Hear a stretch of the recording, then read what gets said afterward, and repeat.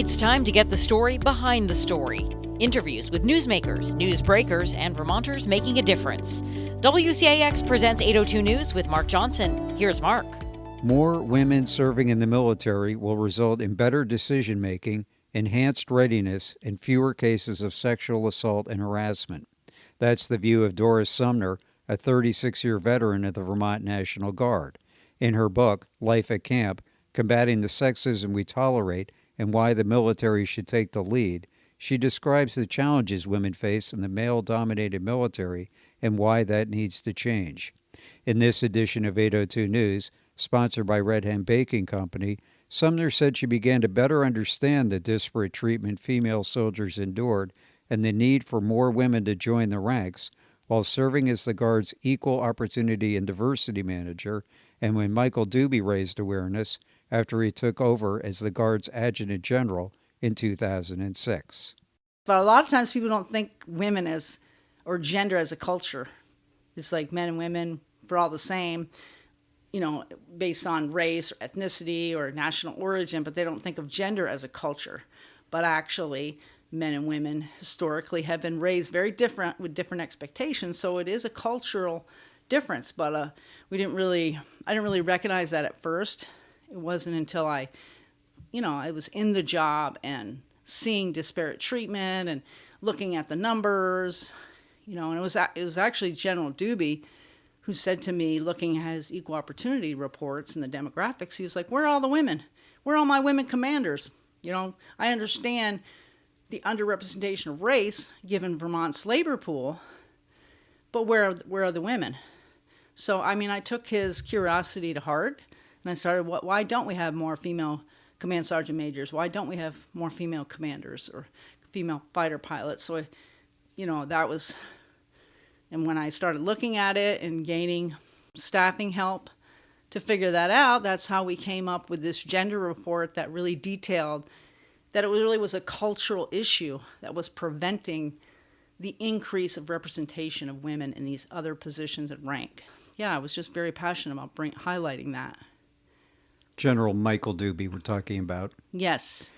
You mentioned in your book, my recollection is, correct me if I'm wrong, that the figures you cite, low teens in terms of the number of women in the Guard. For the tenure that I was in the Guard, it started out as like 13% female representation. And I think when I retired, it was 19%. It might be 20% now. But when we say 20% female representation, oftentimes we're not really thinking about a company or a battalion or a brigade, because some companies only have 6 females and 150 men. Or you go to a staff meeting and there's 15 men and 2 women or one female.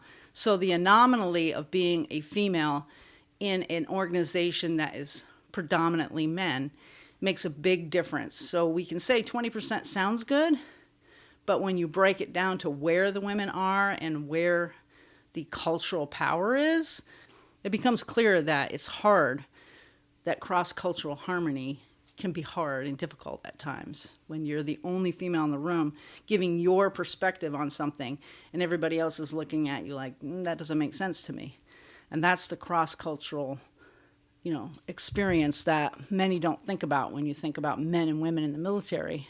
When did you start to notice this? You mentioned that you joined when you were 18 and presumably pretty naive at that age. When did you really start to notice this disparity in genders? Because I think a lot of people look at the military and say it's a pretty male-dominated institution. Anyway. Yeah, I think, because historically it has been. And even though women have been in the military for a long time, and we've seen 3-star, 4-star women, we've seen Navy commanders, things like that. So we see representation, but it's been a very, very long, incremental road to getting representation. And each one of those women would testify that they struggled a bit to assimilate to the culture, to the male-dominated culture. And even though they're bringing their feminine perspective, it is still swimming upstream. I was just being a soldier.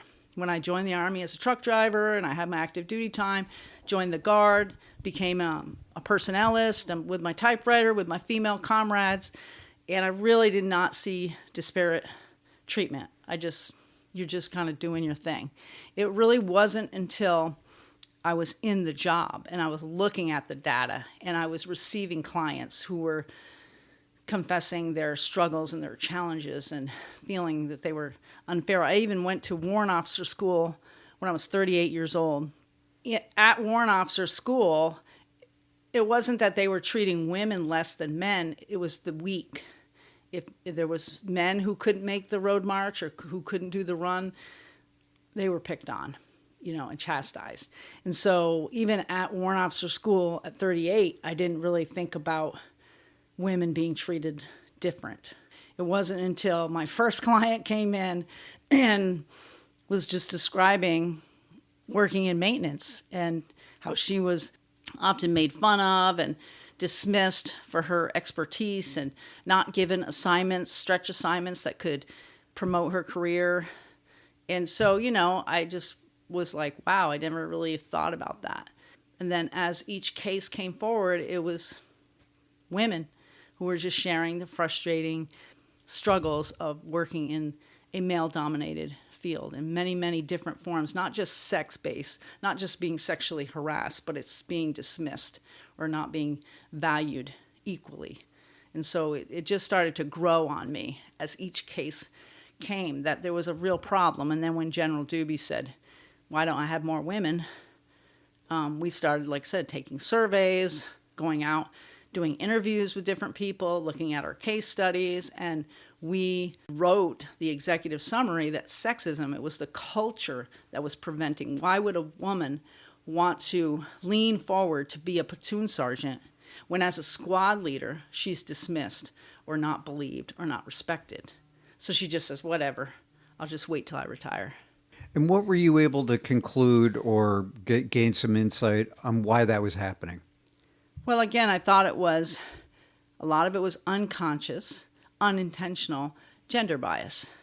And again, when I started my job as a diversity manager, you're going to a lot of trainings about diversity, about historically discrimination that's happened and how it comes about and how our stereotypes are built in through our socialization process. And so I just started seeing that we were actually socializing our soldiers, our warriors coming in, that masculine was superior to feminine. And it sounds deep and heavy, but it's like you can see it when you're looking back on it. When you're in it and you're building yourself up and you're working on your career and you're just trying to get the next job or get through the drill, you don't see it. But as a manager, somebody that was hired by the 2-star to take a look at the cultural challenges, that's what I did. And I felt like women are working a lot harder to achieve the same success that men are, not because men didn't want them to achieve it. It's just the dominant culture kind of sets the tone. And so you either assimilate, and even men would be cast aside too if they didn't assimilate to the culture. It was like, this is how we operate. Get with the program and you'll do well. Don't get with the program and you'll leave. And so retention was watching women leave because they just felt like they're never going to get ahead or they had to work harder. Not to mention just on the job wise, but also in home life too. A lot of women took on more responsibilities, whether it's right or wrong, or some marriages weren't like that, but women took on more responsibility bearing the child and raising the children and taking care of the daycare stuff. And so a lot of women's like, I've got to give up, something's got to give. And so they were leaving at prominent times in their life when they were ready to take on leadership roles. So it's right around those years where you've got to give up something. And so we were losing really smart, competent, talented women because it's like, I can't keep swimming upstream. And I found it really sad.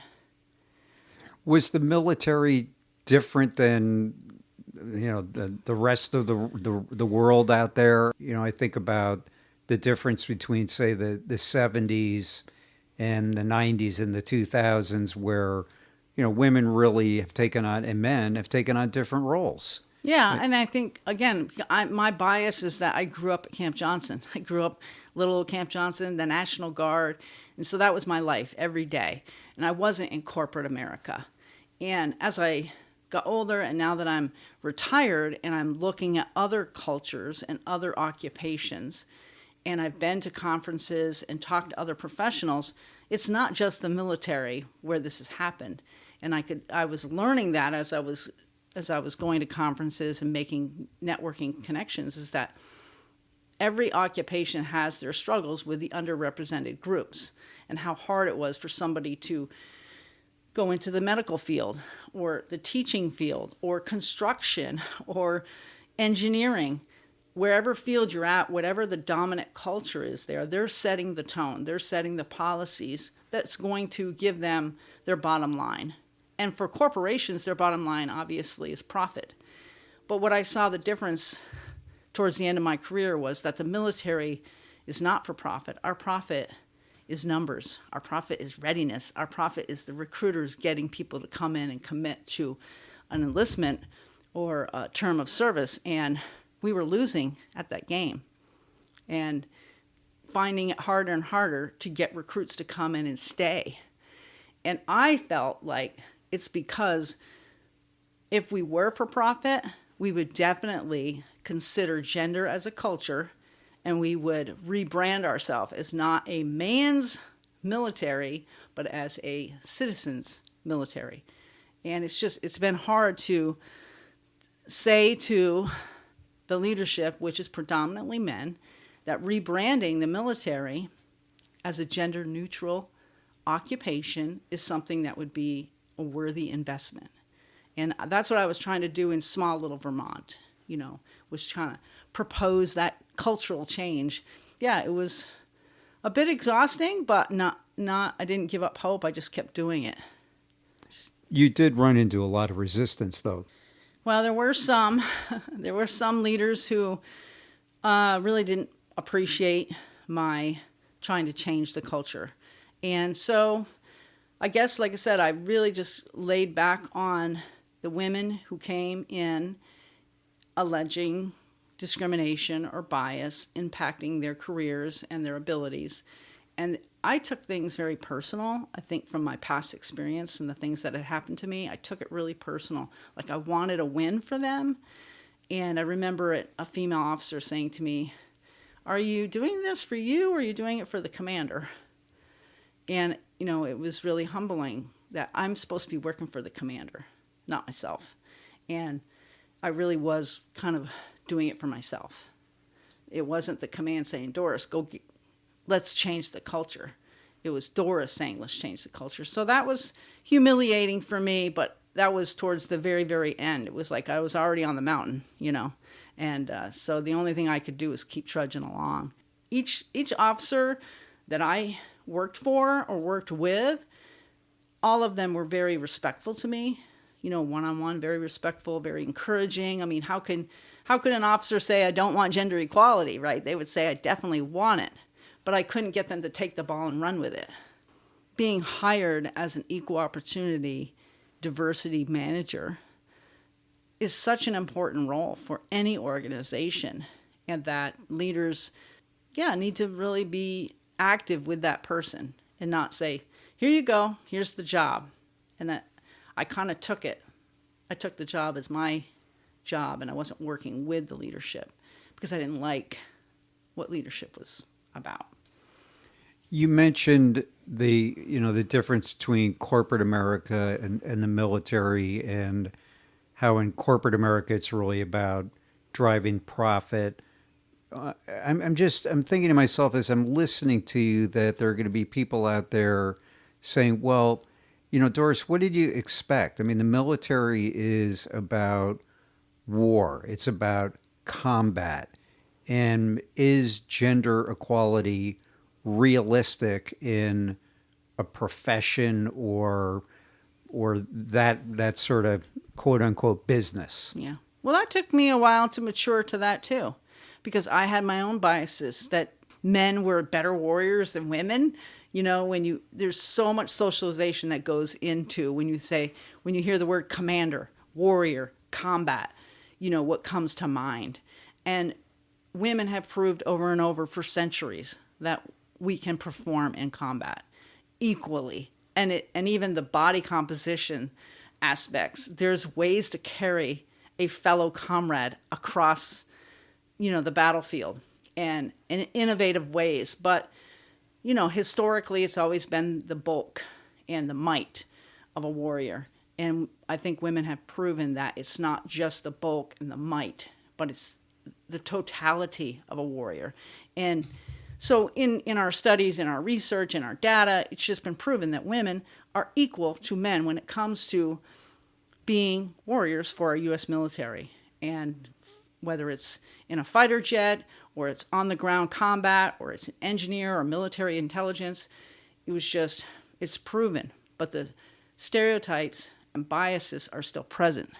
And so that's what we're fighting now and each person that makes success and does a job, and we've seen women graduate from infantry schools and special forces schools, and we've seen them do it, it lessens that bias. But it's still a battle to get there. And so that's why the emphasis on gender bias, just understanding that we have it, but if we accept that we have it, then we counteract that. And it takes effort.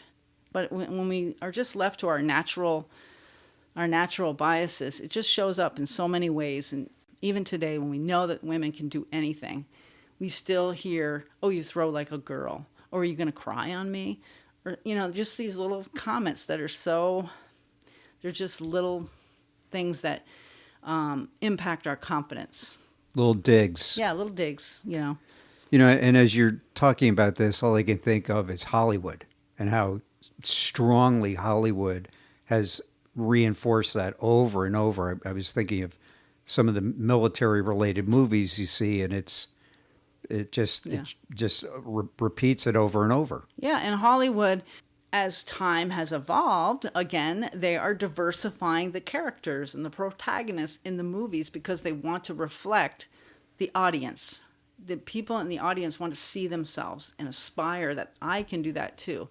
And the same with the military. It's just, I feel like the military is behind the curve because we're not profit-driven.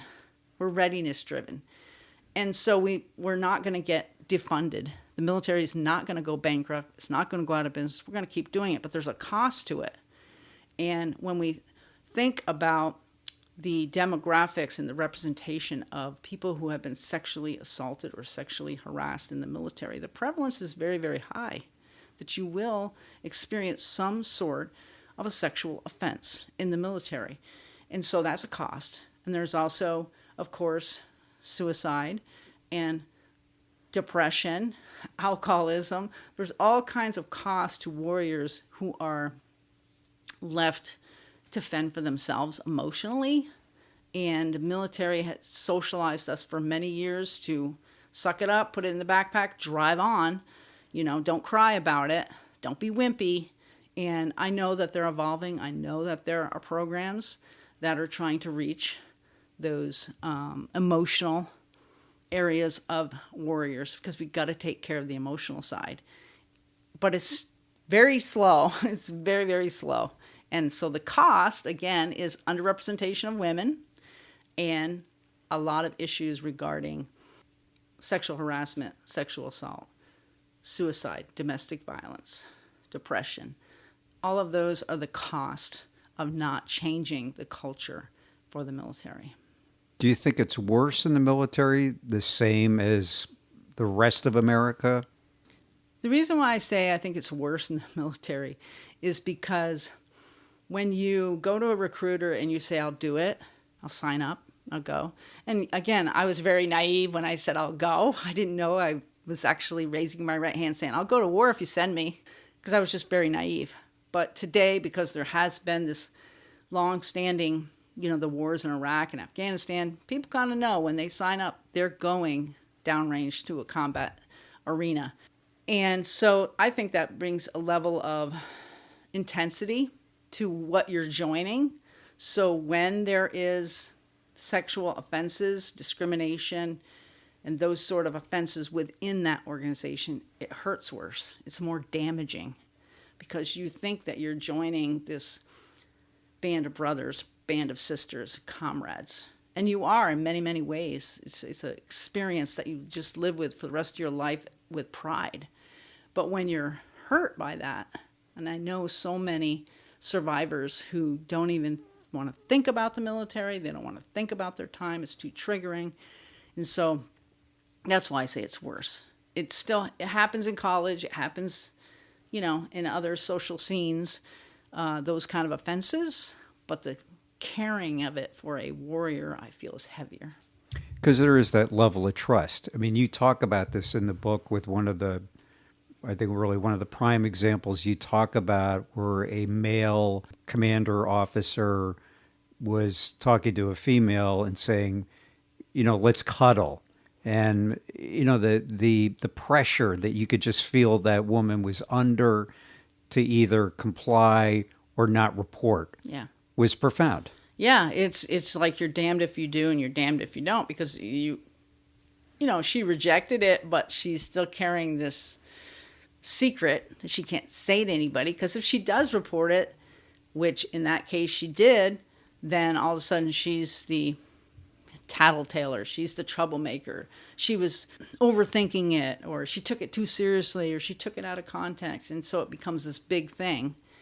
So either you say something or you don't say something. It's very difficult. And for that particular case, this is a very young soldier, and I think about a 20-year-old, that happening to a 20-year-old. Yeah, it's very impactful.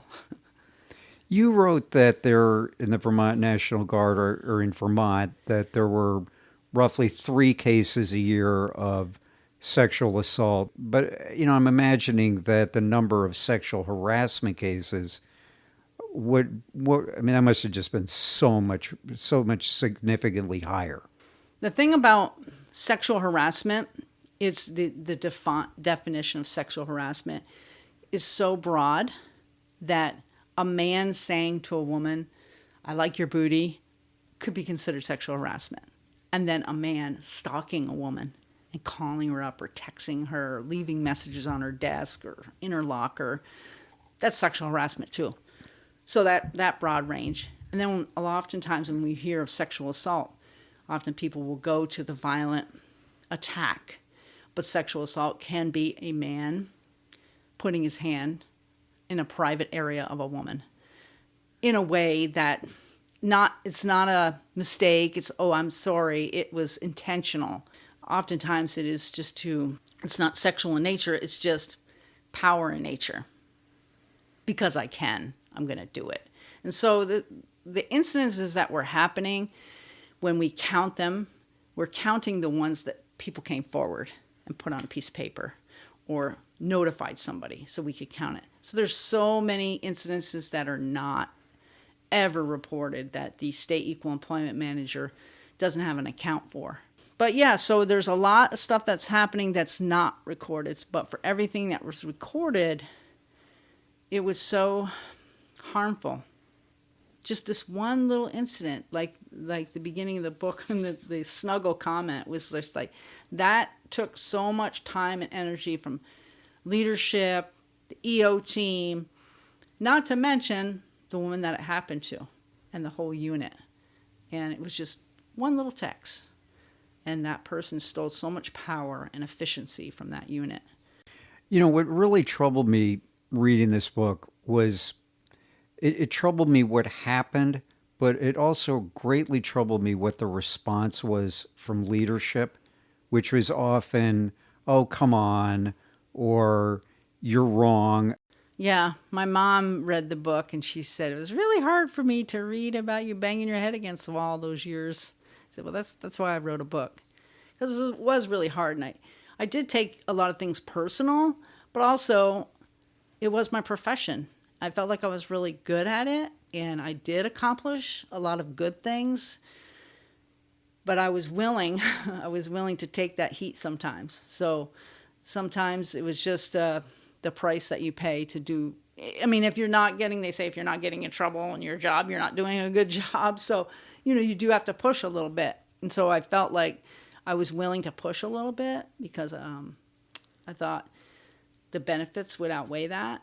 And it was just disheartening sometimes because leadership changes a lot in the military. They do a tour or they do a 2-year stint as the human resource officer, and then you get a new human resource officer, or the chief of staff is there for a few years, and then you get a new chief of staff. And every leader that came, it seemed I had to re-educate on the importance of diversity, on the importance of making whole clients that were coming in and saying, I was treated differently based on my gender, and I'm having to work harder based on my gender.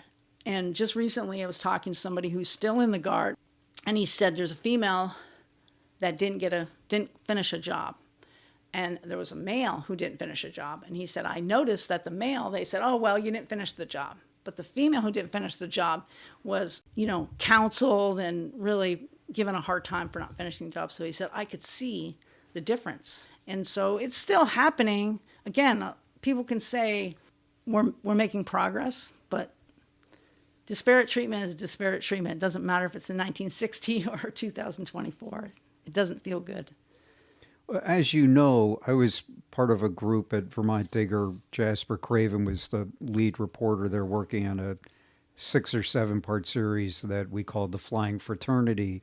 And it really felt like reading about something that I would liken more to the 50s and the 60s.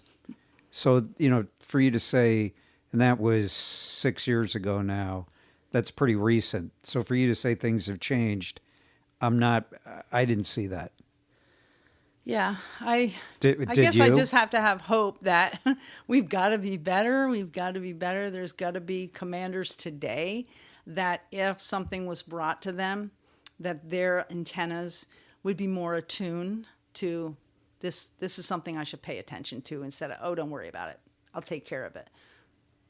So I do feel like it's got to be better, but when it happens, it's still the same pain. It's still the same offense. Sexism, again, in the 60s, feels just as bad in the 60s as it does today.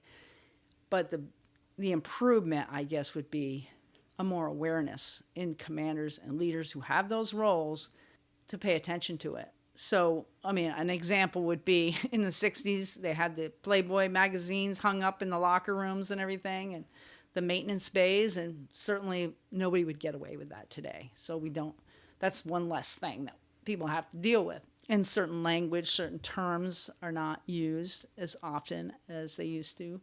So again, that's how I say it's getting better. But again, the offenses still hurt the same. How far do you think we are down that road? You say there's no more Playboys hanging in the, quote unquote, in the locker room kind of thing. That's pretty obvious. Yeah. I guess on a scale of 1 to 100, where do you think we are? Well, on the spectrum of progress, I'd say, we're in the first quarter. I feel like there's so much work, and there isn't a leader that I have listened to when they're speaking about what needs to change that doesn't say we have a long way to go. We've made progress, but we have a long way to go. But I like to say that change doesn't take time. Change takes leadership. And leadership is those leaders who say, let's do this, and roll up their sleeves. But if they don't buy into what they're going to do is actually going to affect change, and often there is a bit of self-centeredness. Well, I only got 3 years to retirement. And I heard commanders say this. If I had really pushed, I wouldn't be a lieutenant colonel, or I wouldn't be a colonel. So a lot of times you're thinking about your own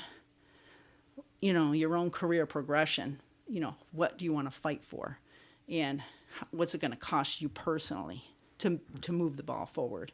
And we just couldn't get enough people, when I was speaking at the national levels and trying to ignite national councils, the Chief of the National Guard Bureau Diversity Council, or DACOWITS, which reports to the Secretary of Defense.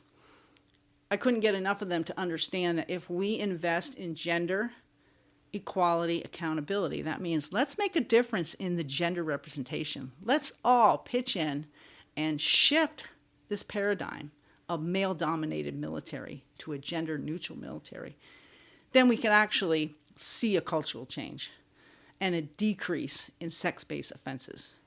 And there has been research to show that the higher diversity that you have in any organization, whether it's PC Construction or IBM, the better workforce culture that you have. So diversity does mean an improvement in the bottom line. And in the military, the bottom line is readiness. The bottom line is numbers. The bottom line is having people saying, I'll do it. I will go downrange. I will do what you ask me to do, and be committed to that and stay. That's where I think that we can make a big difference. How so? How would diversity improve readiness?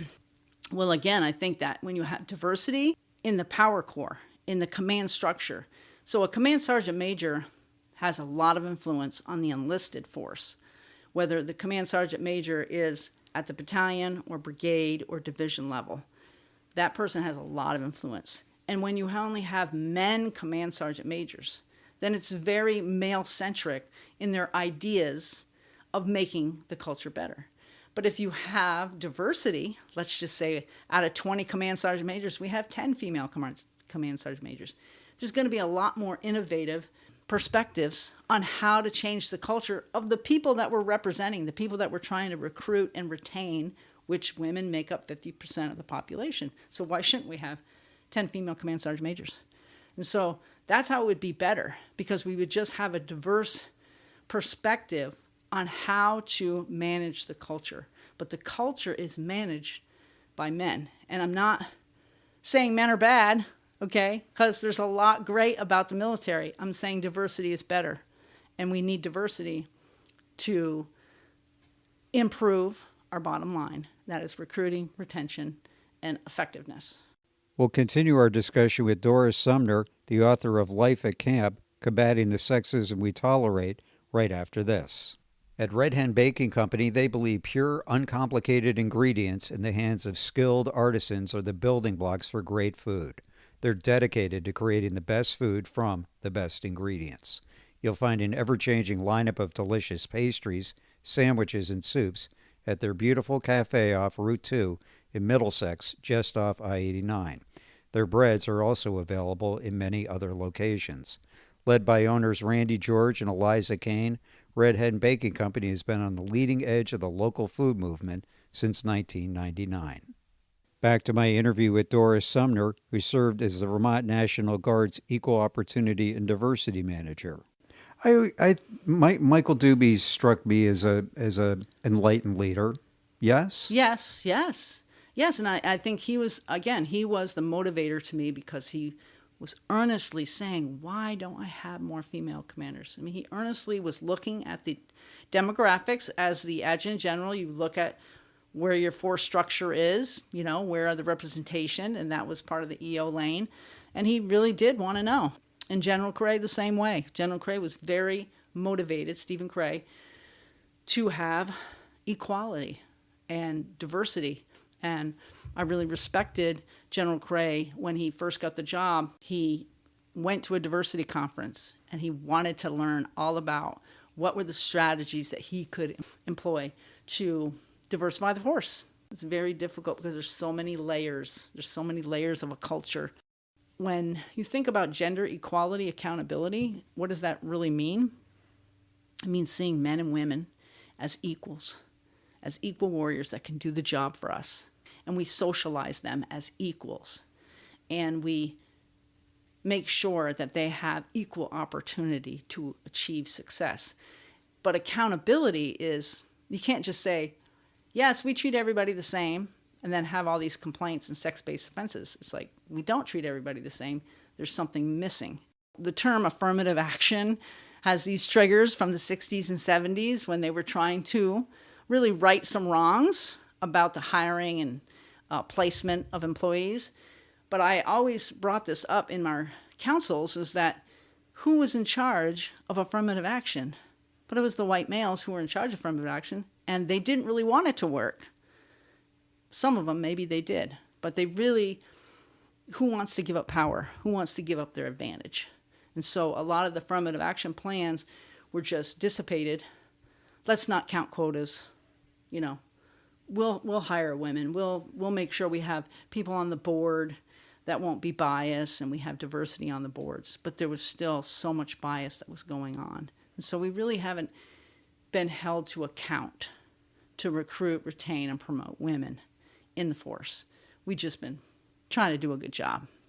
But again, the women who have achieved those high positions, I believe, would say they worked a little bit harder because they had to work against the bias. What difference did it make having Martha Rainville as the adjutant general? Well, when I got the job as the diversity manager in 2004, and then the state equal employment manager at the end of that year, she was ending her term as the TAG in 2006. So I really didn't have direct access working for her. And again, I was very naive to any disparate treatment in the genders, even at the age of 40. And so, but I know that a lot of people really respected General Rainville and appreciated her different perspective on commanding the National Guard. She did it different than the previous adjutant general. And I think she had a more empathetic, compassionate understanding of the troops, especially during that turbulent time of war, sending troops to war and everything. So I think that it really helped Vermont National Guard become just more relevant to our community. Like, our community was like, oh, there's a National Guard there. Oh, they're really important. It's really good that we have a good commander taking care of all these troops. So I think that the community at large appreciated her probably more than the troops appreciated her. But here we are decades later, and you still say there's just enormous work to do. There's enormous work to do. And I think that commanders at the highest level, like the Adjutant General, General Knight, Greg Knight, I think they understand it. They do understand that there is work to do, but it's how to do the work. Because we can all say, oh, we can do better. But how do we do better? And I feel like we do better by really focusing on accepting that gender is a culture and that we need to rebrand our National Guard. And I think recruiters are doing a good job of reaching out to women organizations and saying, you can be a warrior too. But again, it's just, we need a national branding, a national attention to it, to really entice young women to say, I can do it too. And I hope that's improving, that when somebody's daughter says, I want to join the National Guard, they're like, yay, instead of, ooh, I'm a little worried, I'm a little concerned. I do know women that are in the force right now, and they don't really notice disparate treatment until you start getting rank. Still, you're competing for rank, because men and women compete differently in a different sort of way, a different sort of manner. And so there are still challenges with the gender bias. A lot of it unconscious, unintentional, but it's there. I think the focus on it would improve that fight. And kind of what I talk about in my books, first, the trudge, that when you walk through the woods and you create a new path, you've got to clear away the brush, you've got stones to move to make that path, and I think that we're all responsible to make that path a little bit easier for the person behind us. We move the brush out of the way. We move that stone out of the way to make it a little easier. They still have to walk it. They still have to walk it themselves. We're not making it downhill for them, but we're making it easier for them to achieve what they have in their heart that they want to achieve. If I gave you a whiteboard and a black magic marker, name me 3 or 4 things you would do tomorrow to change that, to create more diversity, to lessen the years and years of Hollywood that have been baked into our brain. I would love to see a national campaign on how we need to change the military to be a gender-neutral, dominant force. I would love to see that. And accountability, so that what is the sanction if you never have a female command sergeant major? What is the sanction if you never have a female fighter pilot? So I'd like to see some sort of sanctions. So there's accountability for division commanders, that they are actually putting into place some accountability for growth. And so they would spend a little bit more and invest a little bit more in that campaign, We need more women. We need more women. And really just to say it out loud, because when you have more women in an organization, it's the bottom line is, you have a better culture, you have more profitability, you have better retention. It just improves everything, and there's data to prove that. And so I guess the big thing is accountability for cultural change. A campaign, just to say it out loud, because sexism is this attitude that one sex is superior to the other. It's this attitude. And sexism is as old as time. Okay? And so we have to counter that by saying human beings are equally valuable based on how we socialize them, based on how we treat them, based on the opportunities that we provide them. And the military has been the dominant, massive organization for cultural change. So let's have a massive organization, cultural change, and make it a gender-neutral place. So when you think of the military, you don't think of it as male-dominated. You don't think of it as 80% men. Just, it's 50-50. It's what America is.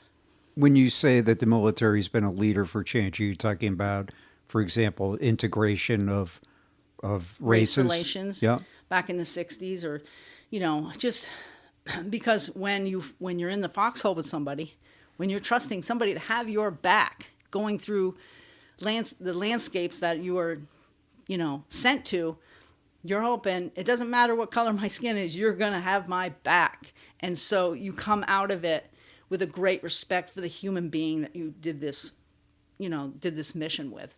And you bring that back home with you to your communities. So when you walk into a grocery store or a community center, you're seeing that person as a human being instead of the color of their skin or their accent or the way that they're dressed.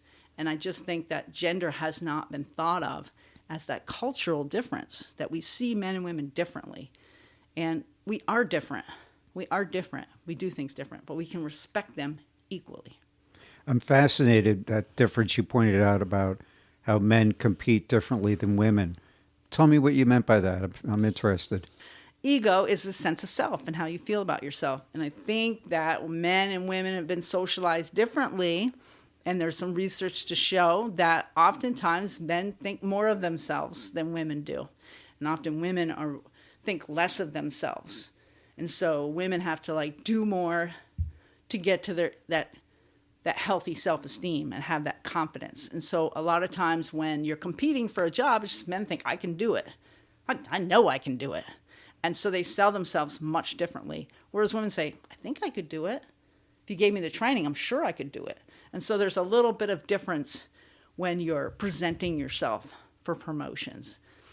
In the military, that makes a big difference, especially when the council or the selecting official has a bias too. So they select the man because he's definitely confident. He says he can do it. She says she thinks she can do it. Well, we'll give her a couple more years till she comes back and says, I can do it. Evolution of how we train warriors, it has to evolve because our combat scenes look very different. There's a lot more, military intelligence into it, and just a lot of different ways that we do combat. And so the way that we train our combat veterans has to be different too. I'm just a believer that you can be fierce. You can be taught to be fierce. So, of course, it's never going to be one size fits all. Mm-hmm. But again, the teachers today, they have to change the way that they operate and teach a classroom because there's so many different personalities and teaching styles. And I think that leaders in the military have to have that flexibility and understanding that when you're leading troops, there are different ways of employing the tactics that you need to. Again, for the most vital moments of being a combat warrior, being able to perform under that pressure, under that stress to do. The ultimate is obviously sometimes we have to make that choice to kill somebody, kill or be killed. I mean, that's, again, I can't speak from experience because I never was in combat and I never had to do that. But I feel like there needs to be improvement on making sure that that's evolving as we are evolving as human beings and engaging in combat where and when we have to. Well, and the nature of war is evolving too. I'm thinking when I asked that first question more of the person in the trench, right? I mean, today it's the push of a computer button that detonates or sends a drone missile halfway around the world to kill somebody. So that really a lot of it comes down to decision making and who decides whether or not to push that button. And that is not something that necessarily depends on that macho point of view, Right. the way maybe being in a trench might.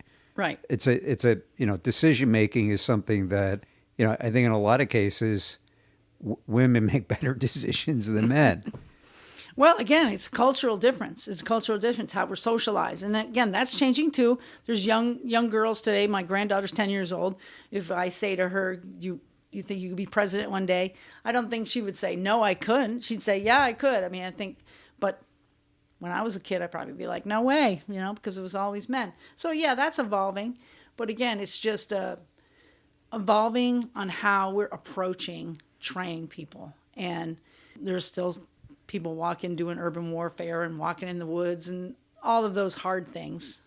But like you said, the most important thing is decision making.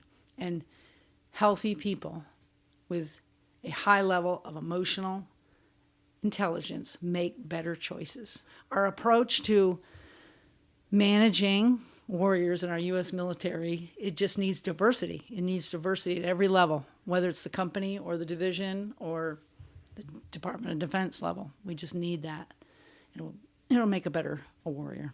Yet still here we are in 2024, and we are still in hundreds of years of this country's history. We've never had a woman president. Nor will we in this election. Yeah, it's still taking such a long time to see human beings as human beings, to see human beings for the characteristics of a human being versus a man or a woman or, a black person or a Native American person or an Asian person. And so we do have characteristics within these subgroups, but we're human beings. And that's where the evolution of mankind's got to go. It's got to go to that place where we all see each other as human beings, respectfully. I'm just going to read Martha Rainville's blurb on the back of your book. I found Life at Camp to be a bluntly honest journal describing a military career from its idealistic beginning through its mature and successful ending. Doris Sumner tells her story and pulls no punches. She leads us to acknowledge that sexual harassment and harmful disrespect still plague the National Guard and active duty forces. I'm going to leave it there. She goes on a little bit more. What did you hope to accomplish with this book?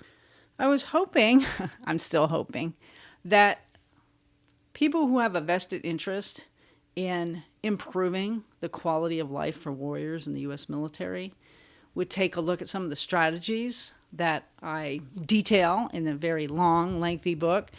But that's what my hope is that I feel like I have some really different approach to gender equality accountability. I think I have a different approach to minimizing sex-based offenses in the military versus responding to these offenses with great programs of advocacy, accountability, and care.